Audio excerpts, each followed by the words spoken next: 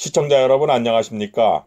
오늘 방송은 금군의 교두 임충의 부인을 희롱하다 딱 걸려 혼쭐이 난 다음에도 정신 못 차린 고아내란 놈이 주위의 젊은 처녀들이 널려 있건만 임충의 부인을 품고 싶어 또다시 사고를 치는 내용을 테마로 진행합니다. 오악루 아래에 도착해보니 건달패거리 서너시 모여 검은고와 피리 등을 들고 난간에 기대어 서 있었고, 그들 중 젊어 보이는 한 놈이 그들 뒤에 서서 임충의 부인을 붙들고 추근대는 것이 보였습니다. 이봐요 아가씨, 할 얘기가 있으니 잠시만 누각위로 올라갑시다. 그 소리를 듣고 난 임충의 아내가 화가 치밀어 새빨개진 얼굴로 그 젊은 놈을 향해 쏘아붙입니다. 이 밝은 대낮에 이게 무슨 짓거리입니까? 멀쩡한 여인네를 붙들고 놀리다니 대체 무슨 추태를 부리는 겁니까?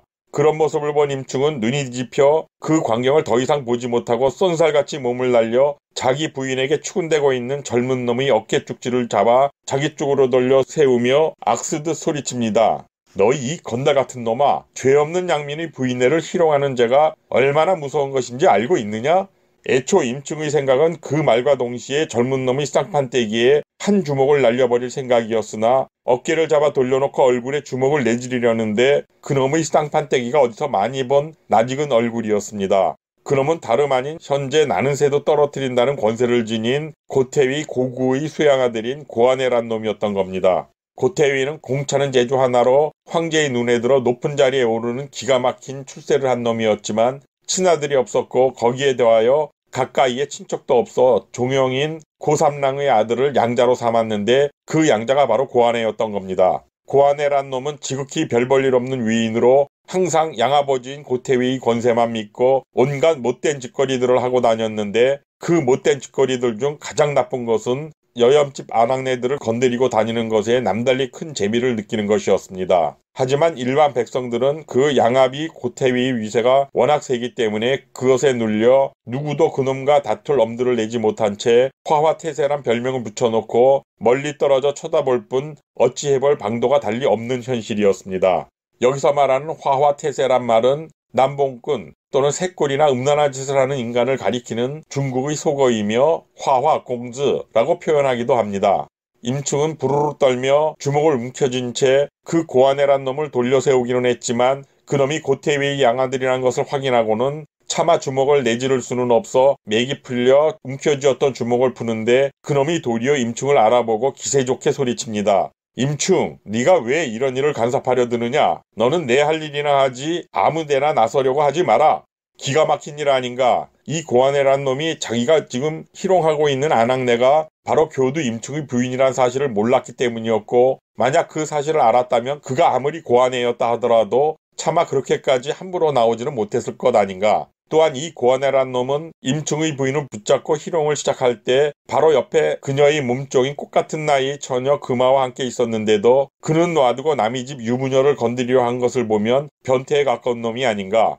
하여간 너무 기가 막히고 화가 치민 임충이 당장 그놈에게 뭐라고 할 말이 떠오르지도 않아 잔뜩 붉어진 얼굴을 하고 있는데, 그들 사이에 시비가 벌어진 것을 본 고아내 놈을 따라다니는 졸개들이 우르르 몰려와 중계하듯 말합니다. 임교두님, 고아내님의 말을 너무 노엽게 받아들이지 마십시오. 저 아낙네가 교두님의 부인인 것을 모르셔서 그런 겁니다. 그리고 젊은 열기에 그만 순간적으로 자신도 모르는 사이에 불쑥 일어난 고아내를 따라다니는 졸개놈들 중 한 패는 차마 말끝을 맺지 못하고 우물거리면서 임충을 달리기 시작했고, 다른 한 패는 아직도 임충의 부인을 놓지 못하고 있는 고아내란 놈에게 달려가 잡고 있는 여자가 임충의 아내임을 알려줍니다. 졸개들이 달려와 자기가 잡고 희롱하는 여인네가 임교두의 부인이란 것을 다급히 알려주자 그제서야 놀라기보다는 머쓱해진 미친놈이 임충의 부인을 놓아주었습니다. 고아내가 부인을 놓아준 후에도 그놈의 졸개들이 여러가지 듣기 좋은 말을 해가며 임충을 달래려 했지만 당연히 그의 분은 풀리지 않았고, 날카로운 고리눈을 부릅뜬 임충은 고아내를 무섭게 노려봅니다.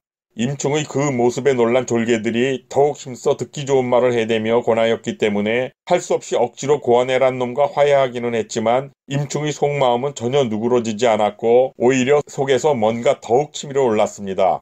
그런 상황이 벌어지자 고아내란 놈은 멋쩍어진 헛웃음만 날리다가 은근슬쩍 말에 올라 악묘를 도망치듯 떠나버립니다. 그 미친 변태 같은 놈이 말을 타고 도망치듯 떠난 뒤 임충도 부인과 그 말을 데리고 악묘를 나왔을 때 노지심이 가볍게 휘두르며 재주를 보이던 무시무시한 선장을 걸쳐매고 스무나무나되는 건달패들과 함께 악묘로 달려오는 모습이 보였습니다.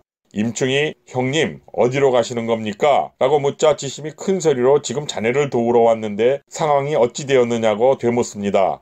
임충이 여정 금화에게 어떤 논팽이에게 부인이 희롱당하고 있다는 소식을 듣고 급히 쫓아나간 뒤 걱정이 된 노지심이 자기가 관리하는 채마밭에서 항상 얼씬거리는 건달패들을 부하삼아 그들을 돕기 위해 함께 뛰쳐나왔던 겁니다.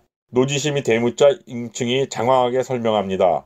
알고 보니 고태위 아들놈이 제 부인인 줄 모르고 잠시 무리한 행동을 했다고 그놈 쫄개들이 말하더군요. 마음 같아서는 화가 치밀어 턱주가리에 한 주먹 올려붙여 부셔버리고 싶었지만 그놈 애비인 고태위의 낯을 보아 차마 그렇게 하지는 못했습니다. 옛부터 관리 따위를 겁내지 말고 몸가짐이나 잘하라는 말이 있지 않습니까? 비록 그놈 애비인 고태위의 복록을 먹고 있는 것은 아니지만 저 임충이 지금 하고 있는 일들이 그의 관리를 받고 있는 것이니 어쩔 수 없는 것 아니겠습니까?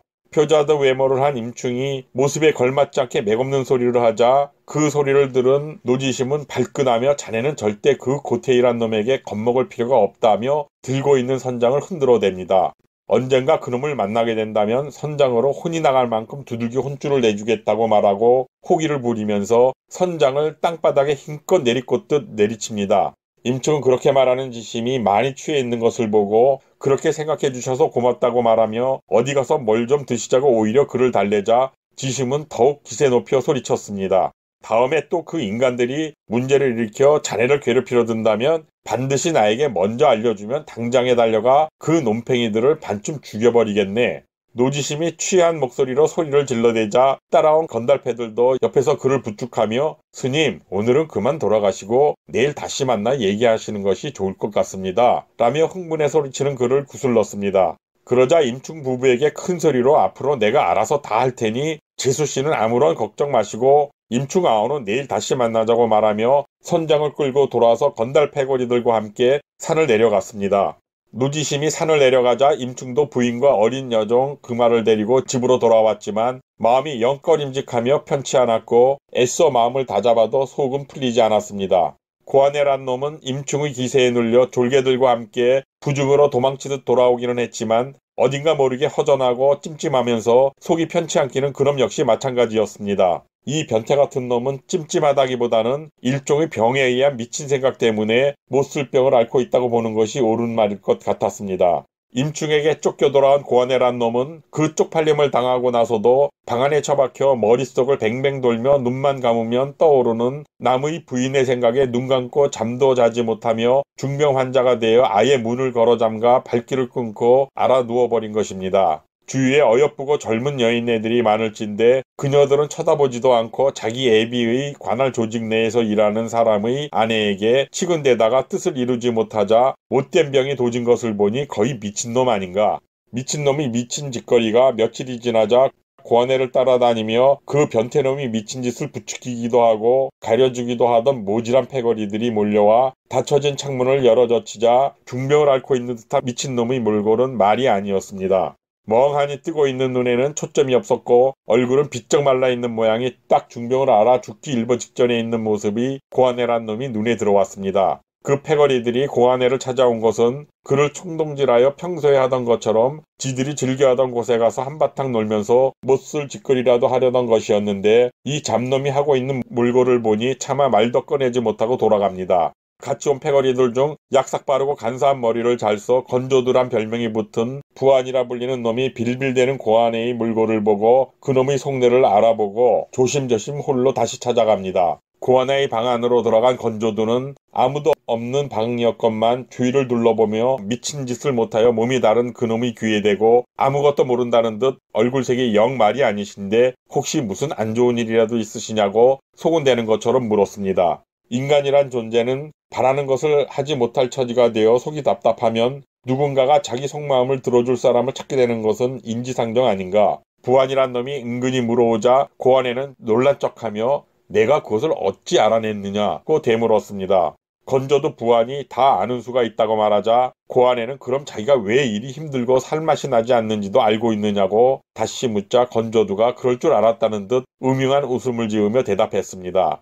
고아내님께서 어려워하시는 걸 알아채는 게 뭐가 어렵겠습니까? 며칠 전 하시려던 일을 임충이 힘께나 쓰고 한성질한다고 두려움이 생겨 마음대로 어찌하지 못하고 소가리를 하시는 것 같은데 그럴 필요가 없습니다. 임충 그놈이 얼마나 잘나고 힘이 센지는 모르겠지만 결국 고아내님의 아버지 밑에서 일하고 있는 것이며 거기서 나오는 복록을 가지고 살고 있는 것 아닙니까? 그러니 임충 그놈이 고태희님을 함부로 대하며 거스를 수는 없는 것은 당연한 일이고 이런 상황에서도 고태희님의 비유를 거스린다면 가볍게는 얼굴에 먹자를 놓고 귀양을 가게 될 것이며 또한 그 죄를 무겁게 다스린다면 죽을 수밖에 없을 겁니다. 상황이 이런 것이라면 제게 고아내님의 마음의 병을 고칠 수 있는 좋은 방도와 계책이 한 가지 있으니 너무 심려치 마십시오. 제가 그 계집을 반드시 고아내님의 소나기 속에 넣으실 수 있도록 해드리겠습니다.